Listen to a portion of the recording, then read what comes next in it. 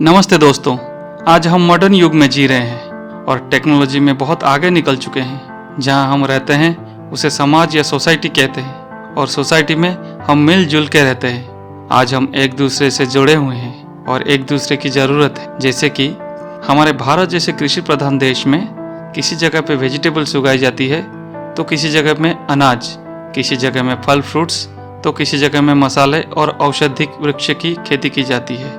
और हम जब किसी और वस्तु को यूज़ करते हैं जिसको हम प्रोड्यूस नहीं कर पाते तो उसको हम इंपोर्ट या बाय करते हैं मार्केट से, यानी लेन देन। क्या हमने सोचा है लेन देन की प्रक्रिया और एक दूसरे की वस्तु की बिक्री या खरीदी कहाँ से चलता आ रहा है? हाँ दोस्तों, हम बात कर रहे हैं हमारी देश की सबसे पुरानी सभ्यता अर्थात सिविलाइजेशन, जिसको हम इंडस वैली सिविलाइजेशन के नाम से जानते हैं।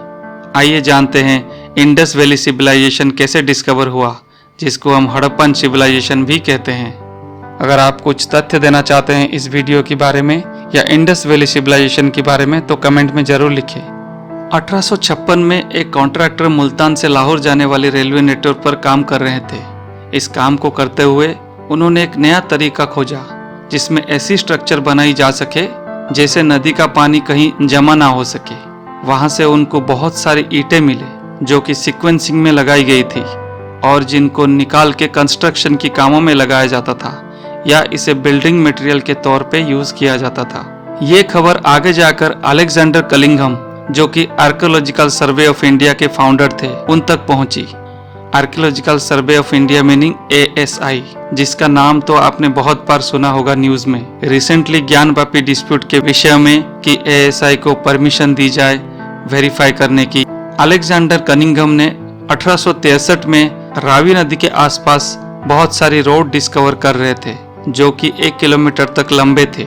उन्होंने वहां से बहुत सारे आइटम्स कलेक्ट किए जिसमें एक छोटी सी सील जो कि एक पोस्टर स्टाम्प जैसी थी और स्मूथ ब्लैक स्टोन से बनी थी, उसके ऊपर कुछ कैरेक्टर से लिखी हुई थी। कैरेक्टर किसी इंडियन लैंग्वेज से मैच नहीं करता था तो उन्होंने मान लिया कि ये भारत की नहीं कहीं और की सील है। अलेक्जेंडर कलिंघम की सक्सेसर जॉन मार्शल ने इस सील के इम्पोर्टेंस को पहचाना। 1920 के अराउंड हड़प्पा की चारों ओर खुदाई की, उसमें से उनको एक शहर मिला जो आज के टाइम पे मोहनजोदाड़ो है, जिसका मतलब है माउंट ऑफ द डेड, या फिर ऐसा एक्सटेंशन है जिस पर डेड बॉडी का पाइल बना हुआ है। यह जगह ब्रिटिश काल में हड़प्पा के साउथ में थी, आज के टाइम के पाकिस्तान के सिंध प्रदेश में। ये दोनों को देखकर मार्शल को पता चल गया दोनों साइड में कुछ न कुछ लिंक जरूर है। जैसे जैसे और भी साइट्स डिस्कवर होती गई वैसे वैसे बात क्लियर होती गई कि 3300 से 1300 BC के बीच में यहाँ एक सिविलाइजेशन बसी थी जो कि एरिया में सबसे विशाल थी। सितंबर 1924 में मार्शल ने कहा था, ऐसा बहुत कम बार होता है कि ऐसा महान सिविलाइजेशन का अंदाजा इतने कम वक्त में लगाया जा सके और ये काफी खास है क्योंकि अभी तक इतिहास में कोई वर्णन नहीं था। इंडस नदी के प्लेन्स में ऐसी डिस्कवरी हमारे लिए गर्व की बात है। उस टाइम पे ये सभ्यता 1 मिलियन स्क्वायर किलोमीटर से ज्यादा एरिया कवर करती थी और इजिप्ट मेसोपोटामिया सिविलाइजेशन दोनों को मिलाकर भी बड़ी थी। ऐसा मानना है कि सिंधु घाटी सभ्यता के लोग सभ्य और उन्नत जीवन जीते थे। लोग टाइम कैलकुलेशन, मास और लेंथ कैलकुलेशन में बहुत सटीक थे। यूनिफॉर्म मेजर डेवलप करने में वो प्रथम सभ्यता थी। हड़प्पा सभ्यता कला और शिल्प में भी समृद्ध थे। टेराकोटा की कलाकृतियां डिस्कवर किए गए हैं। सोने के आभूषण, कांसे के बर्तन, मिट्टी के बर्तनों के भी खुलासा किए गए हैं मार्शल के द्वारा।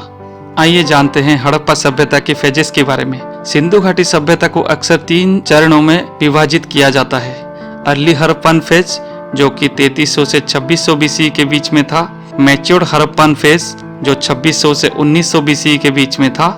डिक्लाइन ऑफ हड़प्पा फेज जो 1900 से 1300 BC के बीच था। अपने पीक पर इंडस वैली सभ्यता की आबादी 50 लाख से अधिक रही होगी। सिंधु शहर अपने शहरी योजना के लिए जाना जाता है। वो अपने पके हुए ईंट के घरों और elaborated drainage, water supply system और नॉन रेसिडेंशियल बड़े बिल्डिंग्स बनाने के लिए भी जाने जाते हैं। 2600 BC तक छोटे प्रारंभिक हड़प्पा समुदाय बड़े सिटी में विकसित हो गए थे।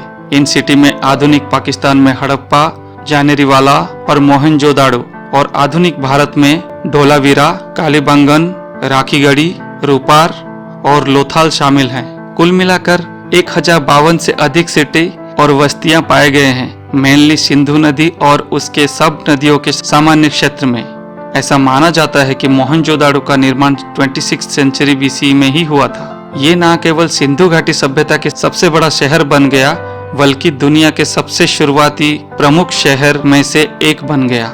सिंधु नदी के वेस्ट में मोहनजोदाड़ो उन्नत इंजीनियरिंग और शहरी योजनाओं के साथ उस काल के सबसे क्लीन सिटी में से एक था।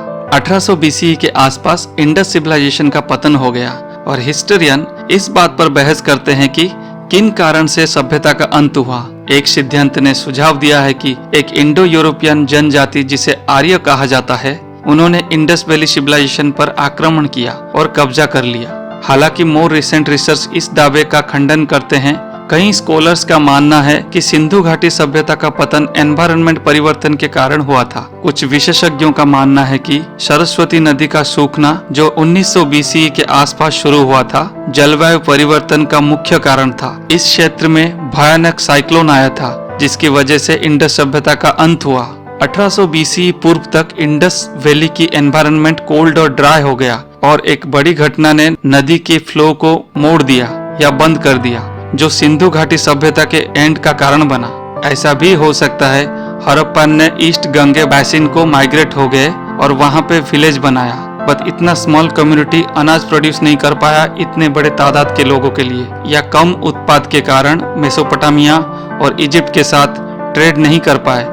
इसके कारण 1700 BCE तक लगभग सारे इंडस सिविलाइजेशन सिटी की अंत हो गई। दोस्तों, ये तो था हमारे देश की सबसे प्राचीन सभ्यता के बारे में कुछ इंटरेस्टिंग बातें। और अगर आपको हमारे वीडियो अच्छा लगे तो लाइक करना ना भूलें। Thank you.